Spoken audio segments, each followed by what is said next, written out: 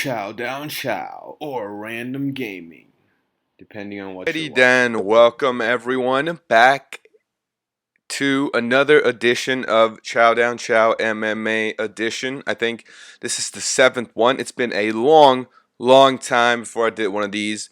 I mean, I've been busy with some other stuff, but I'm back into the world of mixed martial arts, giving you my know-how, giving you the best picks out there, trying to make you some money on those sports books. But before we go on to the big pay-per-view coming up in UFC 252, I'm just going to go through a little bit of what happened, some results.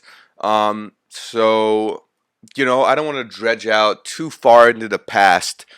So I'm just going to review the past two events with Edmund Shabazyan versus Derek Brunson. The MMA hype train is a very weird thing. With Shabazyan, we all saw what he did to Brett Tavares. His striking was clean, and to be fair, he hit Derek Brunson with some big shots in the opening round. But the thing about Brunson, man, first of all, he's fought everyone. He's beaten a lot of the very best middleweights on the planet Earth. Lost to a lot of them too. But the thing is, he has so much experience. And I think people really underrated his move to a new camp. I think it has really helped him out. And I think that is probably why he's been on a tear lately. I mean, he beat Ian Heinisch, now he's beat Edmund Shabazyan. He's really primed to make a move in this middleweight division. As for Edmund, as long as the whole thing with Ronda Rousey doesn't happen again, as long as he still has his confidence intact, I think he'll be fine. I mean, he's still only like 22, 23, so the kid's got a bright future. I mean, his striking still looks fantastic. His technique is still very crisp, very clean. There's no, weight or anything in his punches. It's all just straight and just real clean. So, I mean, he's still got a lot left in him. So, we'll see how it goes from here. You pair him up with someone in that top 15, though. I mean, for sure. Give him another really good opponent. Someone like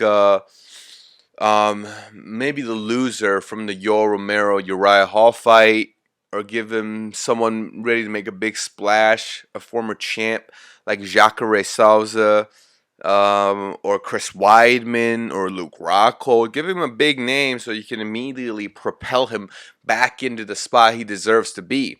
The Golden Boy will be back. We all know it.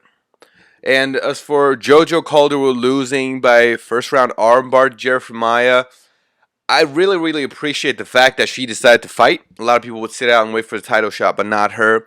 So all props to her. Unfortunately, this is a sport where anything can happen, and shouldn't have Tango to the ground. It is what it is, man. Vicente Luque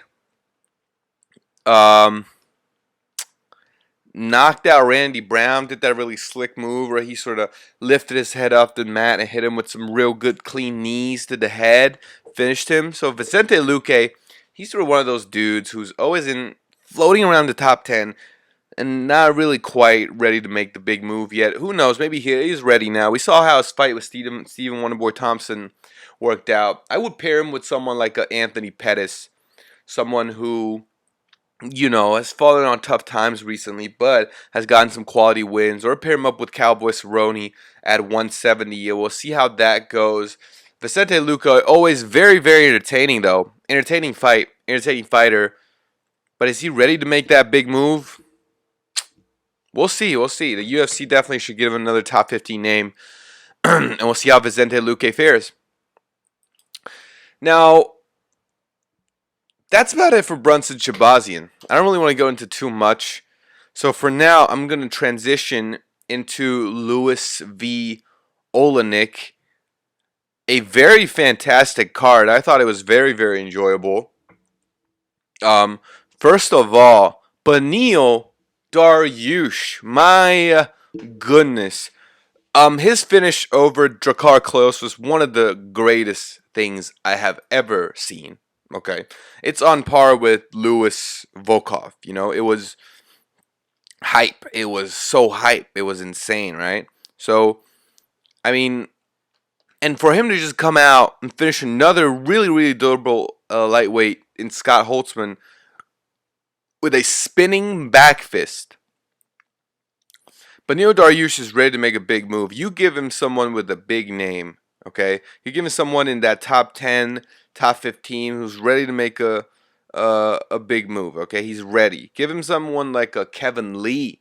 Give him someone like I'm trying to think, man, like a Paul Felder. Give him someone like who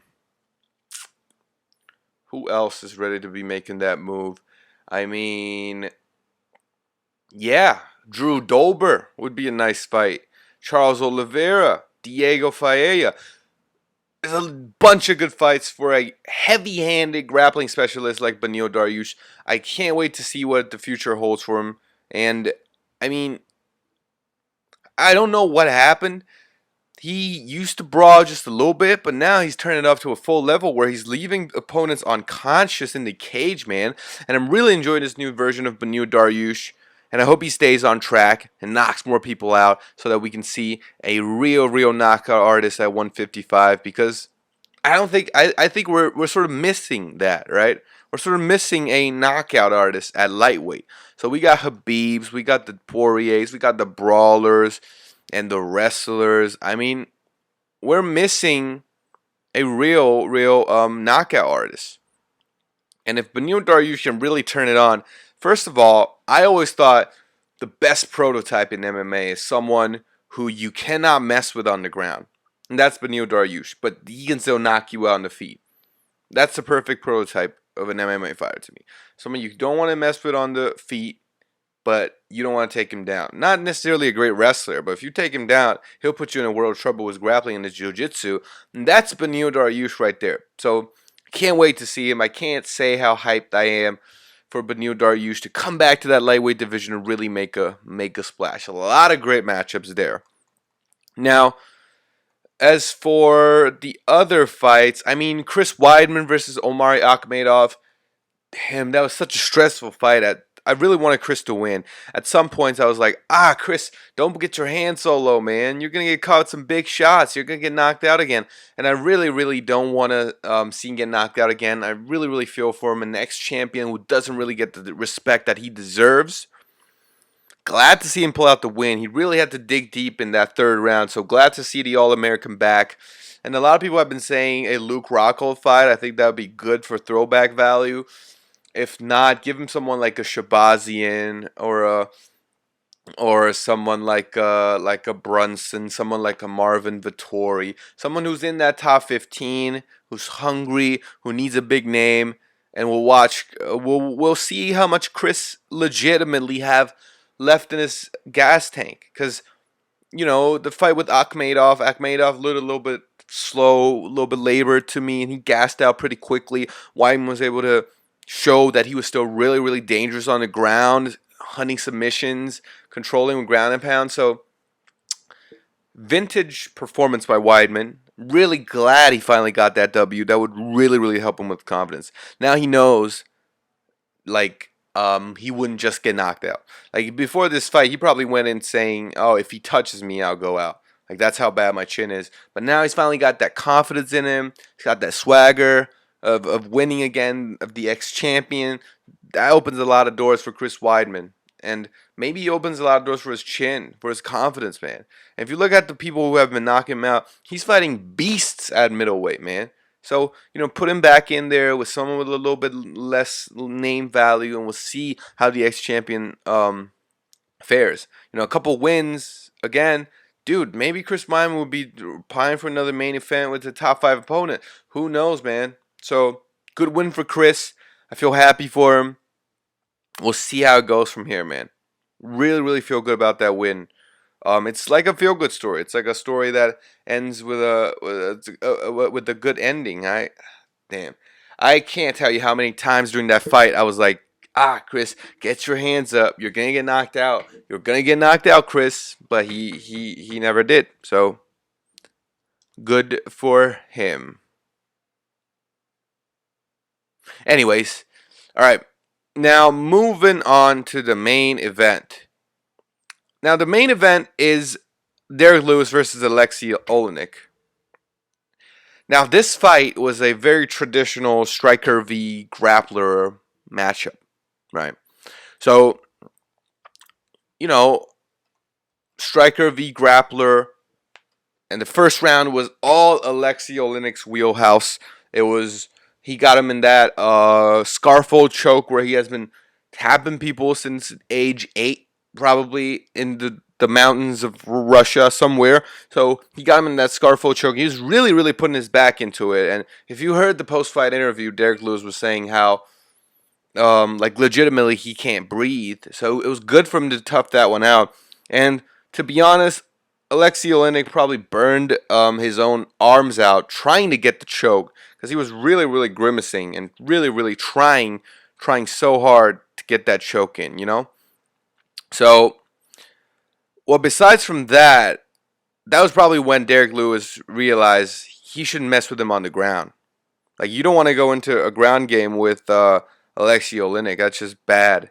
A bad move on your part, right? So, Derek Lewis switched up the stance, switched up the game plan, went into a uber aggressive stand-up mode where, that's where his best work has come from. Derek Lewis sort of like, he's always very timid at first. He's timid, and then he explodes. And in those little short explosions, he hits incredibly hard. And when he catches you, you're basically done, right? So in the second round, came out with a flying knee, connected with the right hand with some hellacious ground and pound that knocked Alexei Oleinik out. It was a TKO, but Alexei was out. It was bouncing around on the canvas like a pinball. So he was out. Black Beast, got the win. It was a fair matchup. Like right when Alexei Oleinik beat Verdum, I said, you know what, pair him up with Derek Lewis. They're two heavyweight dudes. We'll see if Alexei Oleinik can make the necessary progression up the rankings. But now, it's starting to seem to me like Alexei Oleinik is just one of those dudes. He's like a Derek Brunson. He'll always be like top 10, but he will never make that next step. As for Derek Lewis, though, you match him up with Curtis Blades, hey, the winner of that could be right in line for the title right after Francis Ngannou. So we'll have to see how that fight turns out. I would love to see Lewis, Curtis Blades. It's another very similar matchup, grappler versus striker. But the thing about Curtis Blades is, though, he'll take Derek Lewis down for the entirety of 5 rounds and grind out a victory. That's what I legitimately think. And that's what he did to Alexander Volkov. I think he'll do it again to Derek Lewis. And what do you do now? You know what? You match up Volkov and Oleinik. I don't think they fought before. Match them up, man. Loser versus loser, winner versus winner. Lewis, Blades, Oleinik, Volkov. And I can't wait to see Lewis Blades. I think it's a very fantastic matchup. And if Derek Lewis can keep his promise and move down a little bit in weight and keep working on his grappling, that opens up a whole new avenue for him, man. Like, if he could handle Curtis Blades' wrestling and knock him out, bro, we have a contender right there, all right? But I still think it's without the doubt that Francis Ngannou gets the next title shot, all right? So that's basically Lewis v. Oleinik. And now, moving on to what I really, really want to talk about, which is UFC 252. Yeah, it's 252. I almost said 552. Anyways, UFC 252, Miocic, Cormier 3. Now, if you look at the odds, it's a toss-up.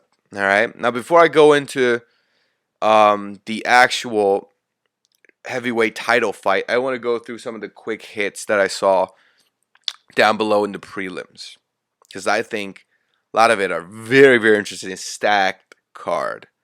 Now, first off, in the prelims, we got Herbert Burns, who's on a roll. Jim Miller, who's always exciting to see him fight, right? For the main card, though, we had Ion Kutelaba versus Magomed Ankalaev that got scrapped because Ion tested positive for COVID-19. he just couldn't catch a break, man. I've been rewatching that fight with Kutalaba and Ankalaev the first time. He was just shaking all over the place, trying to play possum, trying to land that big shot, and just fight got stopped. It was unfortunate. Shouldn't have happened. I mean, I could see through the facade. I guess the referee was probably too tightly wound to see that was the case. Like, that was, fake. But everyone else with eyes can see that it's fake. But unfortunately, the referee stepped in, stopped the fight, and now he tested positive for COVID. I mean, he's a madman, so he probably doesn't wear a mask anywhere he goes.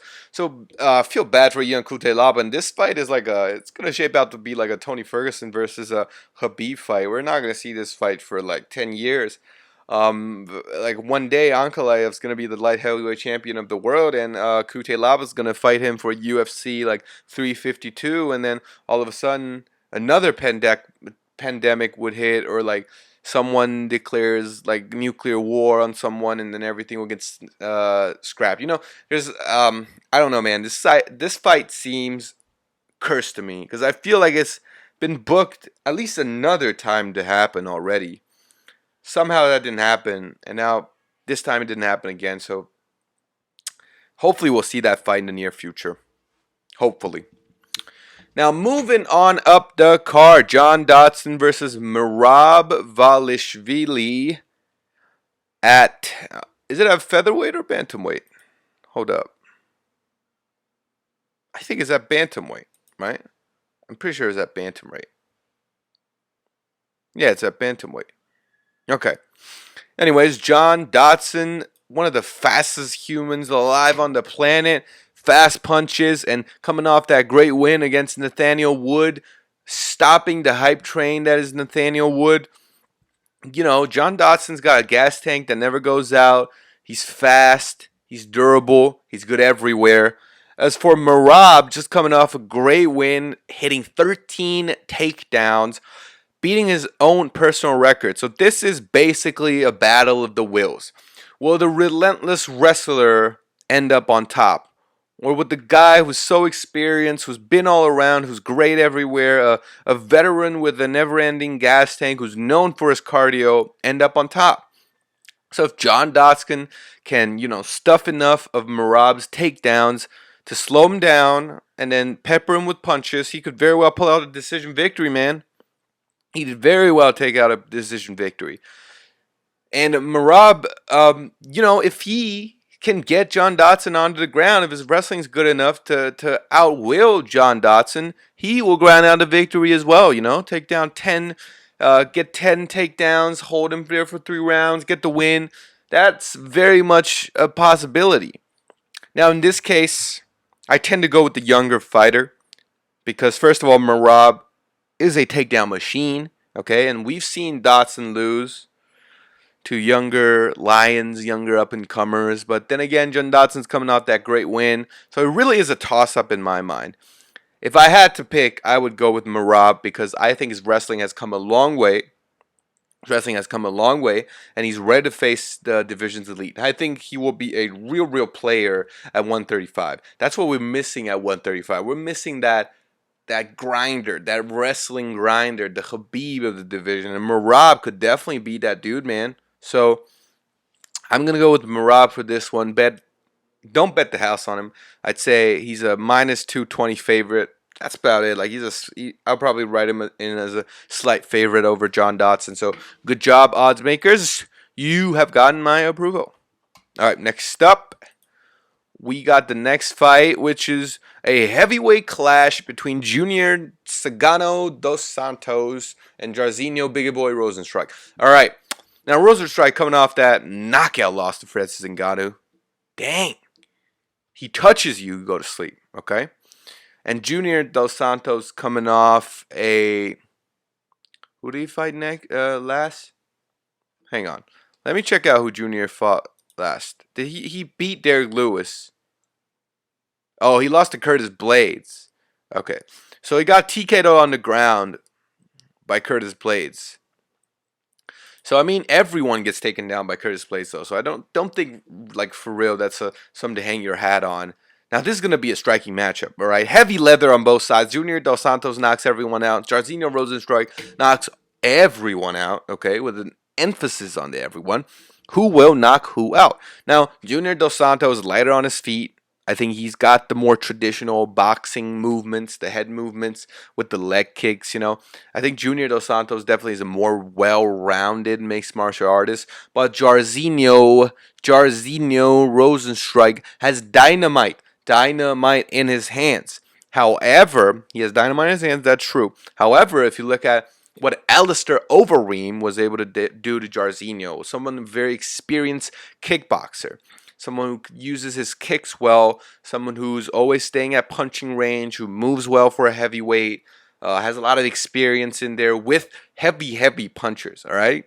Junior Dos Santos been in there with Derek Lewis, Francis Ngannou, Stipe Miocic, Cain Velasquez, everything, okay? He's seen everything, okay? So he's not going to be dazed, you know, by the punching power of Jairzinho. That doesn't mean he can't turn his lights out, but he's not going to be dazed, you know? So that's why I think Junior Dos Santos actually has an advantage. Like, Jairzinho's not throwing anything at Junior that he hasn't seen before. But if you look at Jairzinho's record, like, he's never faced such a slick puncher, like a slick boxer before. Junior Dos Santos hits you with clean shots that puts you out, man. He's not like Francis Ngannou, who's basically a nuclear bomb when he's a nuclear bomb who's willing to take a, you know, landmine of yours to just knock your face clean off the face of the earth. So he's not like that. Junior Dos Santos is a new breed of mixed martial artists that Jairzinho has never faced, okay? Jairzinho is a great kickboxer. We all know that. But in his fights, you'll see that he's always sort of standing still. He's a counter puncher. He waits for you to punch him, and then he sort of throws his big shots, and he knocks you out. Now, Junior Dos Santos, it moves very well on his feet. Very slick. So this is basically going to be, this is sort of like, for me, this is like Tyson Fury versus Deontay Wilder. Of course, not on that level, but it's basically the heavy power puncher, right? The heavy power puncher, but in this case, Jairzinho is more of a counter puncher rather than a in-your-face Deontay Wilder versus a Tyson Fury in a Junior Dos Santos who's a clean boxer, a very technical boxer who's bouncing around on his feet, hits you with leg kicks, bouncing out of range, hits you with a 1-2, bounce out of range, versus Jairzinho who's looking for that nuclear right hand. So it will all come down to whether Jairzinho can catch Junior first, or will Junior eventually sort of wear Jairzinho down. If Jairzinho wins, first round knockout. If Junior wins, it's going to be a second round, third round TKO when Jairzinho is really tired and he gets hit with a great 1-2, right? So in terms of my predictions, I think Junior Dos Santos looked really good in the Curtis Blades fight, but he got taken down. He's never been that great of a grappler, right? So this is going to be primarily a stand-up battle. But I think technique outlasts power every time. So I think this is going to be a schooling for Jairzinho. I think Jairzinho is going to go in there expecting to just knock out another old dude, and Junior's going to go in, toy with him for 3 rounds, beat up on the front legs with low calf kicks, and hit him with a clean 1-2 by probably the end of round 2 and put Jairzinho away. So I'd say bet on Junior Dos Santos, because the old guys got it, man. He looked really great in the last few fights, and he still got it. And I think if Junior Dos Santos wins, you pair him up with who else is in that, top echelon of the division? There's really no one in the division. Maybe like an Alexander Volkov, someone in that range. I mean, you want to see the rematch versus Derek Lewis? Not really. If Jairzinho loses, we bump him down a notch. You know what would be really fun? Jairzinho Rozenstruik versus Greg Hardy. Greg Hardy has been silently piling up wins. It's time he takes a big step forward. Whoever loses this fight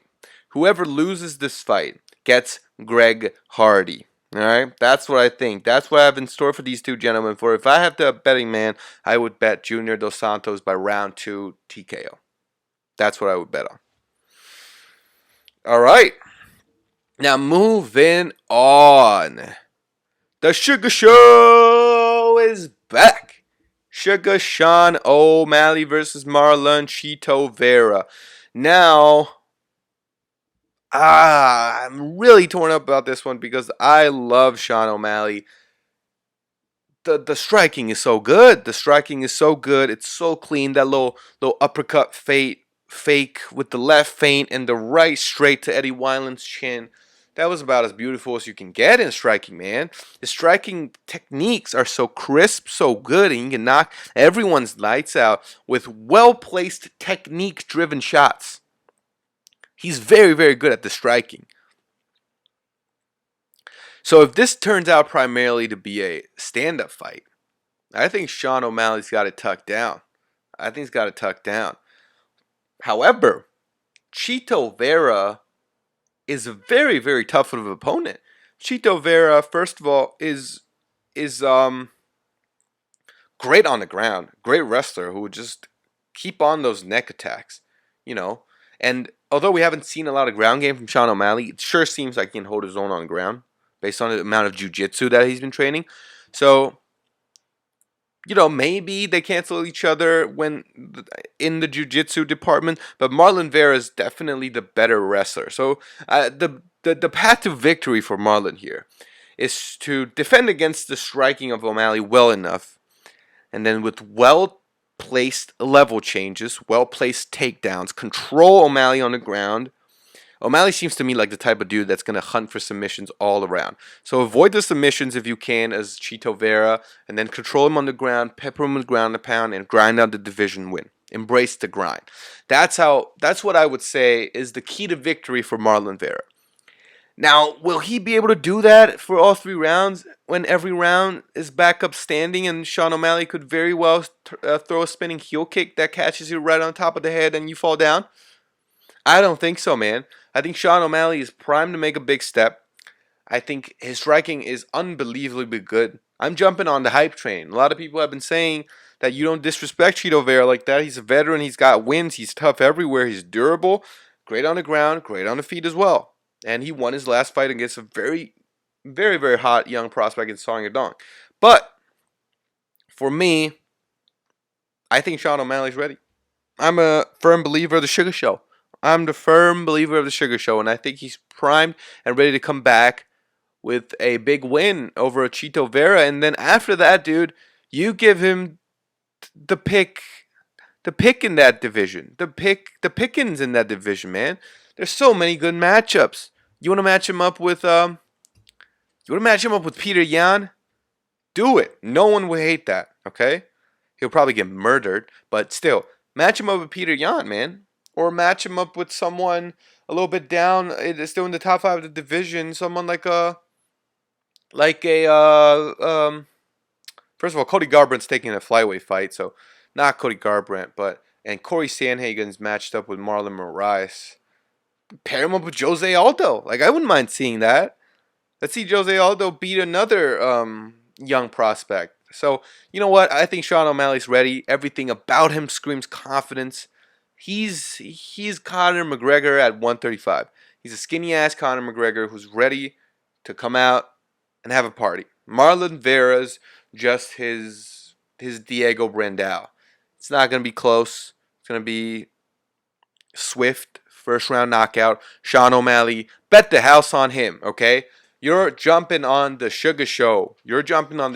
He is a future champion. Mark my words, all right? The only way to beat him is to give him someone that's a really good wrestler. Like Sean O'Malley versus Merab, he'd been in trouble, man. He'd be in trouble. But Marlon Vera's not that great of a wrestler. So I predict the first round Suga knockout. Woo! All right. Enough about the little fights. Now we get into the land of the big boys. Stipe Miocic versus Daniel Cormier 3 for the baddest man alive. Who is the best heavyweight of all time? Is it Stipe, the fireman from Ohio, or is it Daniel Cormier, the Olympian from Gilroy, California, the garlic capital of the world? Man, I'm excited about this fight. First 2 fights, 1 each, knocking each other out. There's so many paths to victories for both men. for both men. And we've seen them do it before. Like Cormier in the first fight, Cormier caught him with the perfect right hook. That little hook, left hand hook to the top of Stipe's neck, hit him with the perfect right hook. Boom, boom, boom, he's out. He's got power in that division, man. And he's really good at closing the range, grappling, dirty boxing. We saw it in the second fight as well. The first 3 rounds, dirty boxing, hitting with a bing bing, tough shots in the face, and then clinching, and then taking Stipe down, controlling him on the ground. All of these are tools of Daniel Cormier's.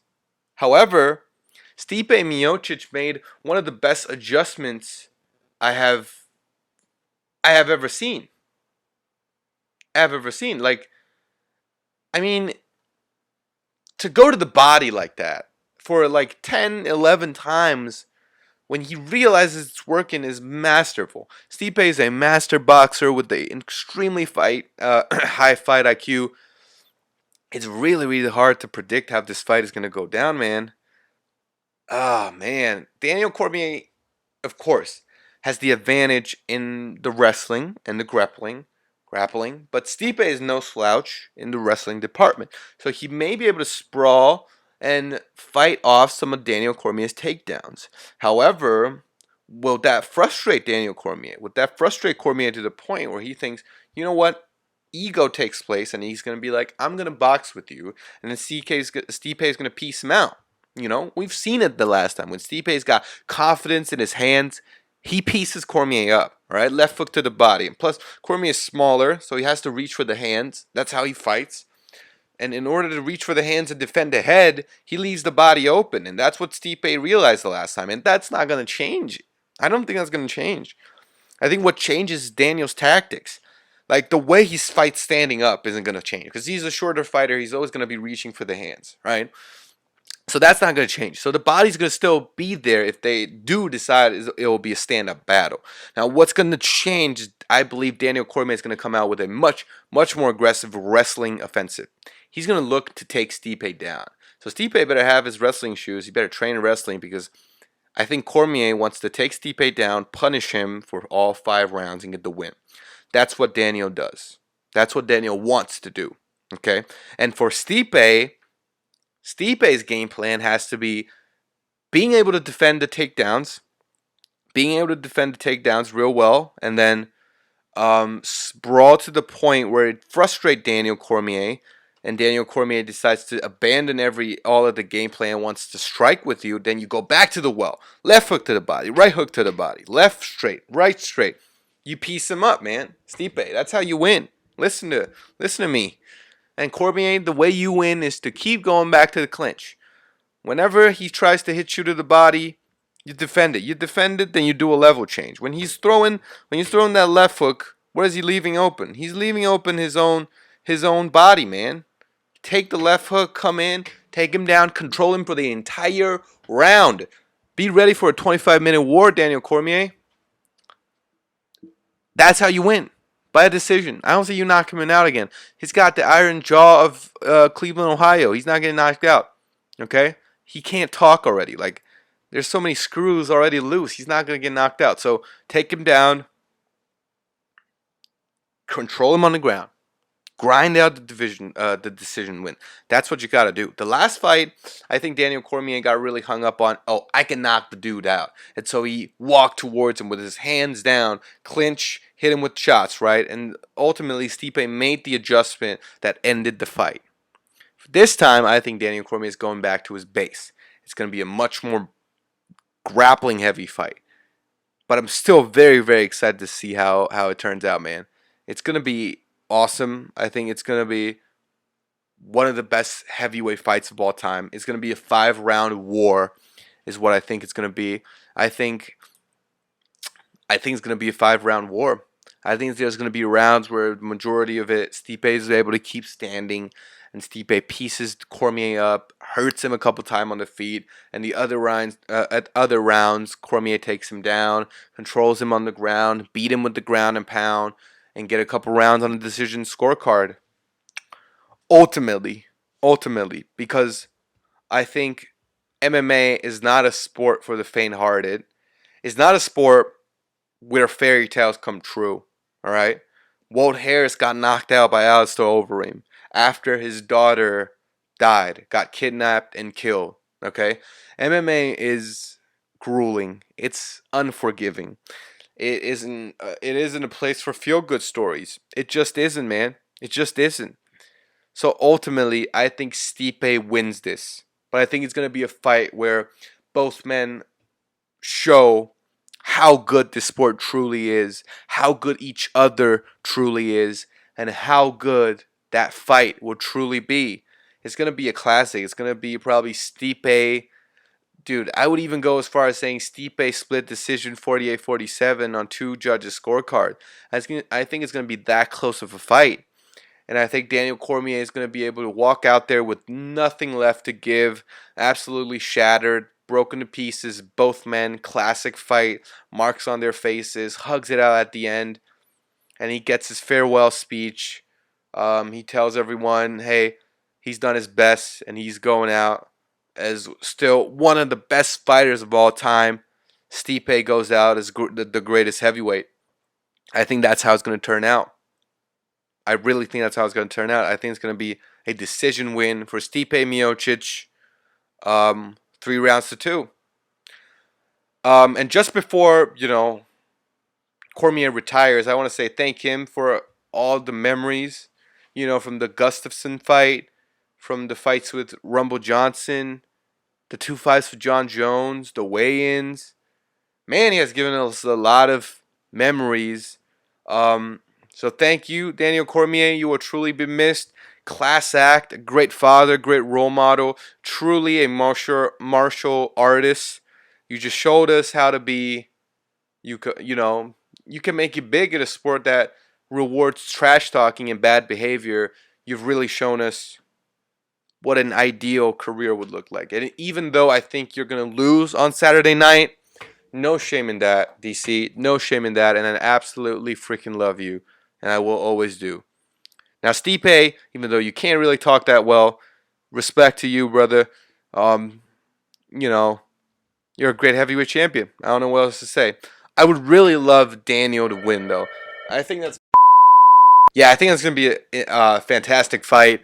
An all-time classic. I truly believe this is going to go down as one of the greatest trilogies we have ever seen in heavyweight history, if not all the UFC. It's going to be better than Matt Hughes, GSP. It's going to be better than, is it better than Cain Velasquez, JDS? I don't know. If this fight is as bloody and as great as I see it being, this would be the best trilogy of all time. And I think I would love for Daniel to win, but in my heart of hearts, I will bet on Stipe winning by decision. All right. Now, besides from a little technical difficulty we just had over there, I also want to give a little bit of a preview on Edgar Munhoz. I think it's a fantastic card. Frankie Edgar making his bantamweight debut.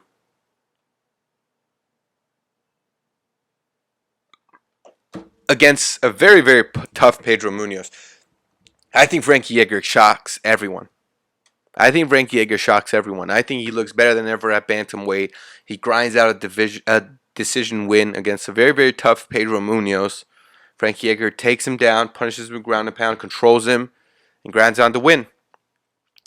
Now, as for Michelle Waterson, Angela Hill, I'm going to go with Michelle Waterson. I think Angela Hill's caught lightning in a bottle.